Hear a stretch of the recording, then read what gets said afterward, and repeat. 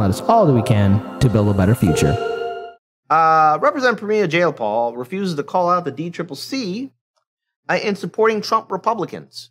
Now, what's going on? Well, you may remember a while ago, a lot of independent media networks covered this too, where Democrats are supporting, quote unquote, easy to beat Republicans, like, Donald Trump, or like, something similar to that, like Republican lawmakers that are easy to beat. That would be, fringe kind of candidates, right? And, the Clintons tried that in 2016, and that failed miserably because, let's face it, the Clinton campaign was an absolute disaster, which it was. But here we're seeing Representative Pramila Jayapal not calling out the DCCC hypocrisy. Watch this word salad. Let's play this video from Case Study QB if we can, Faze. The DCCC, the campaign arm of House Democrats and also other Democratic groups, has been spending pretty big money trying to bolster election deniers in GOP primaries. So challengers to the right of more mainstream Republican incumbents. And that includes people like Congressman Meyer, who voted to impeach Donald Trump. Here's what Republican Congressman Adam Kinzinger, who is obviously a part of the January 6th committee, said about that. Don't come to me after having spent money supporting an election denier in a primary and then come to me and say, where are all the good Republicans? You're worried about democracy. Where do you fall on this issue? Wait, let's pause it here real quick. Can we pause it here real quick? Watch this, folks. This is called the epic word salad. She's not going to give an answer. And yes, she'll mention, oh yeah, I was the first one saying that Trump might get elected. This is the leader of the Congressional Progressive Caucus, the one who thought that Manchin was going to support the Build Back Better thing, even though we all know Build Back Better was crap. And then she believed in Manchin, and Manchin farted in her face, and she smiled. This is the same leader of the Congressional Progressive Caucus that didn't have any member of her organization endorse or support Nina Turner. Same member of the Congressional Progressive Caucus that ignored forced to vote. So there we go. I mean, again, Representative Pramila Jayapal, you're going to listen to some strong words of leadership here. Here's how she's going to hold the DCCC accountable. Well, I haven't spent a lot of time on it, but I was asked about it yesterday, and what I will say is I haven't looked at the race. I'm uncomfortable with the idea of boosting election deniers. I think that we have to be about people over politics, and I think at the end of the day, that is very important to not sort of encourage people who are denying the election. At the same time, I think that there is a record separate from impeachment that people have on Roe v. Wade, on other things, and I think that record of the candidates in the race, the Republican candidates in the race, there is a real difference between those candidates and our Democratic candidate in that race, Hillary Scholten. I think we should continue to focus on those differences and make sure that we're lifting up all of the things that Hillary is going to bring as a Democrat to this to that district and to Congress at this critically important time when people's rights are at stake. So it's not my strategy. Listen, I was somebody who thought that Donald Trump was going to win when everybody else in 2016 was saying there's no way he can win. I think we have to be very careful about assuming that we can control what voters do at the end of the day. I don't know that that's the strategy I would take. I don't want to second guess the D-Trip. I haven't looked into this race, but that's my reaction. You should. Congresswoman, thanks so much for your time this morning. Yeah, all right, let's stop you. Okay, so she's the leader of the Congressional Progressive Caucus. You haven't looked into it? Didn't look into it. Didn't have time. That sounds like a lie. That is a lie. Sounds like a lie. Yes, it's a lie.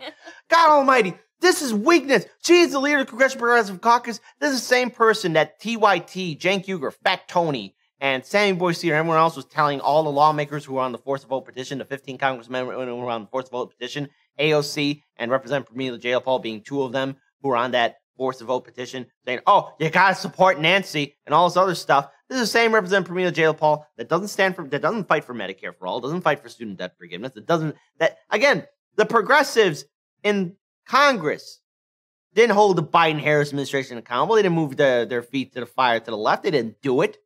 So here's what I got to say. She didn't look into it. because she got her marching orders from the DCCC. Don't say anything. She gave a word salad. She didn't look into it. Well, gee, maybe you should call into question, why is the Democratic Party, the DNC, the DCCC, all of it, supporting and giving resources towards, I don't know, election deniers, Trump Republicans? Why are you helping them out? Why don't you boost your own team up? Oh, that's right, because the Democratic Party are not the Harlem Globetrotters, but the Washington Generals.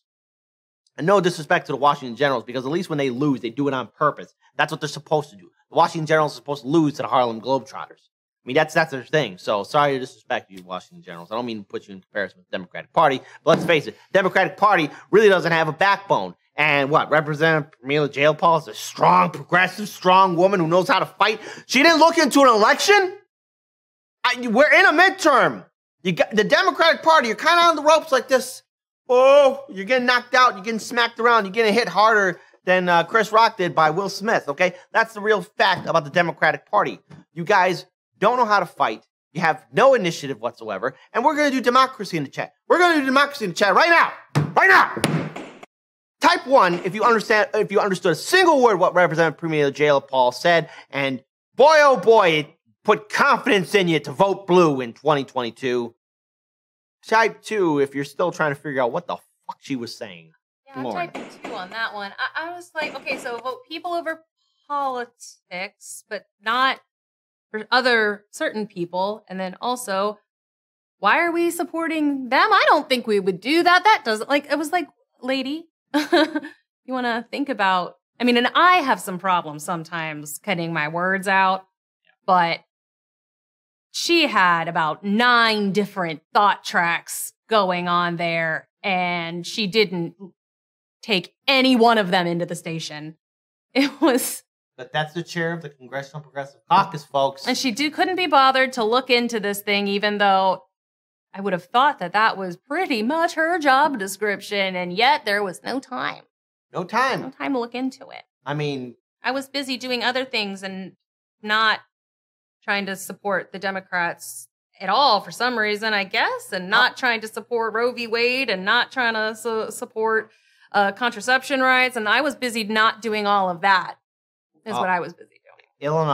Eleanor, well done. So Eleanor went through the word salad and figured it out. Oh. Kit, I understood Jayapal. Jayapal said, we are not worth her time. There it is. There it is. You got it. That's the correct answer. Guess what? You don't have to do any homework assignments for the next month. So there you go. You won't get assigned anything. There you go. Wendy Carbello said she has a staff to look into things for her.